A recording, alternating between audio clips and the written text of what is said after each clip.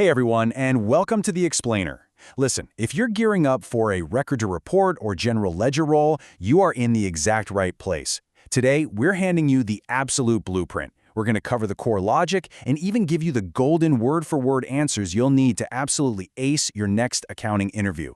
We're taking you all the way from absolute beginner concepts straight to interview-ready professional. So let's get started. Okay, let's dive right into our syllabus for today. We're going to hit 5 key areas. First, the R2R big picture. Second, mastering journal entries. Third, month-end and reconciliations. Fourth, financial statements and analysis. And finally, acing your R2R interview. All right, kicking things off with Section 1, the R2R big picture, from transaction to final report. You know, accounting interviews can seem incredibly intimidating at first glance. But really, they're mostly just testing one simple concept: how data flows. So let's strip away all that confusing corporate jargon. What actually is R2R? Simply put, record to report is the engine of it all. It's the complete accounting process that converts everyday business transactions into accurate, reliable financial reports. You're basically acting as the translator between raw business activity and finalized financial truth.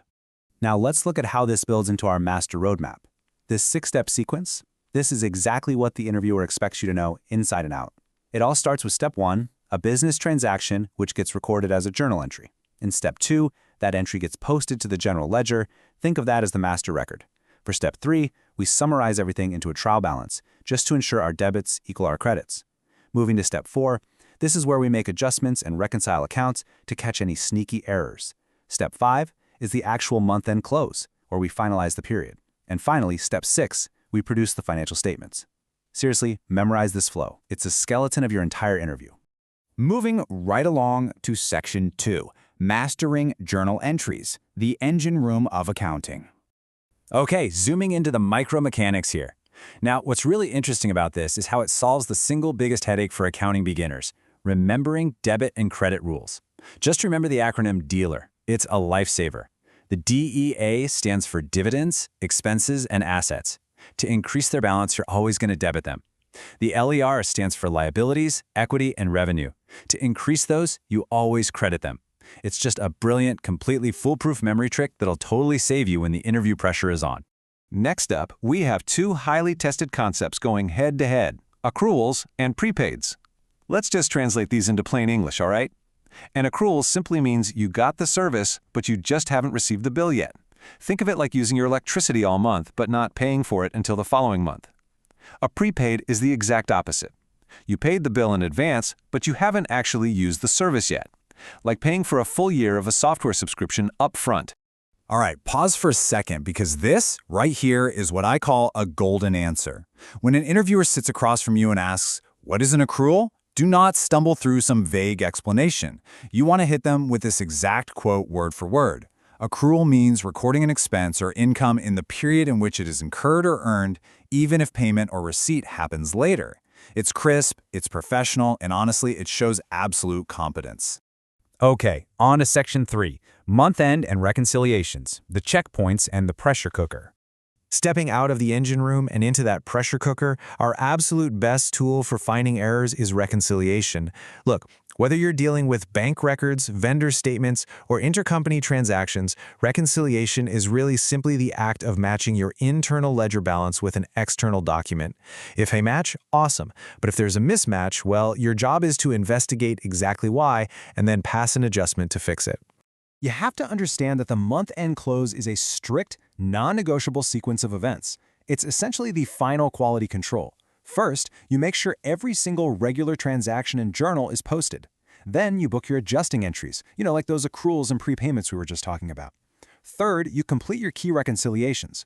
Fourth, perform your variance analysis to make sure the numbers actually make sense. Fifth, do a final review of that trial balance. And finally, you officially close the accounting period. And here's another interview-ready script for your back pocket. If they ask you to walk them through the month-end close, you deliver this quote right here. It proves to them that you get it. You understand that month-end isn't just some random collection of tasks, but a highly structured, intense environment focused entirely on ensuring completeness and accuracy right before the period gets locked down. Moving into Section 4, financial statements and analysis, the final output. And this brilliantly illustrates how everything comes together. We've recorded the entries, we've reconciled the errors, we've closed the month, now we arrive at the final output. Let's do a rapid fire through the big three statements. The balance sheet, that's a snapshot of your financial position on a specific date. Assets equals liabilities plus equity. The profit and loss or income statement shows performance over a period of time. Revenue minus expenses equals profit or loss. And the cash flow statement tracks the actual movement of cash. Now here is a massive pro tip for your interview. Always explain how they connect. Tell them that the net profit from the P&L flows directly into the retained earnings on the balance sheet. I'm telling you, interviewers absolutely love that. But here's the thing. Once those statements are generated, management doesn't just want a list of numbers. They want the why behind the numbers. That's variance analysis. Let's say you compare actual results to your budget and suddenly see that salary expenses jumped by 20%. Well, you need to explain why. Was it due to a bunch of new hires? Was it a ton of overtime? Variance analysis is where you get to act as a true financial analyst, not just a data entry clerk. Finally, Section 5, acing your R2R interview, the pro edge and final polish. So we've covered the fundamental technical accounting. Now we're stepping into what I call the pro edge. These are those strategic answers that will completely separate you from the rest of the applicant pool. Just imagine you're sitting in the interview room and they throw this massive, intimidating question at you. How do you reconcile 10,000 records? They definitely don't want to hear that you'd sit there checking them line by line with a pink highlighter. They're testing your practical software skills here. They want to know if you're an Excel master. So, here is your heavy-hitting answer. You look them in the eye and say, first, I clean the data by removing duplicates. Then I use pivot tables to summarize the datasets. I use XLOOKUP or VLOOKUP to match records across the sheets. And finally, I use conditional formatting to easily highlight the unmatched items for investigation. Boom! This answer immediately proves you have the practical, hands-on Excel mastery to handle real-world volume. Now, depending on the specific company, you might get questions on certain operational quirks. Let's dense pack some of that knowledge right now. If they ask about U.S. payroll basics, just remember the flow. Gross pay minus deductions equals net pay. And the entry? That's a debit to salary expense and a credit to payables. Or if you're interviewing at a staffing or consulting firm, know their basic model. They hire an employee, they invoice a client for that employee's time, and the difference between the client billing and the employee's salary is their gross margin. Having these quick operational flows in your head gives you an incredibly well-rounded edge. Okay, let's rewind to the very first question they're going to ask you. Tell me about yourself. Whatever you do, do not start rambling about your personal life or your pets. Use a foolproof formula. Structure it around your education, your relevant experience, and then finish really strong with exactly why this specific R2R role is the logical next step for your career. Using a phrase like, I want to move into an R2R role where I can work on global accounting processes is a perfect, highly professional pivot that shows real intent and ambition. So the crucial point here is this ultimate, all-encompassing definition of record to report. If they ask you to explain the whole R2R process, this is your grand finale. It seamlessly weaves together literally everything we've talked about today.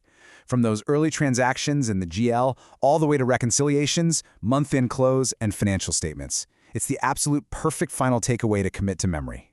Wow, we have covered a massive amount of ground today. You now possess the complete blueprint for how accounting data flows. You've got the memory tricks, the interview scripts, and those killer Excel strategies. But I'll leave you with this final provocative thought. Having the blueprint in your head is one thing, but can you execute this logic calmly when the pressure is truly on in the interview room? I want you to review these concepts, internalize the core logic, and walk into that room ready to absolutely dominate. Thanks so much for joining me on this explainer, and hey, good luck out there.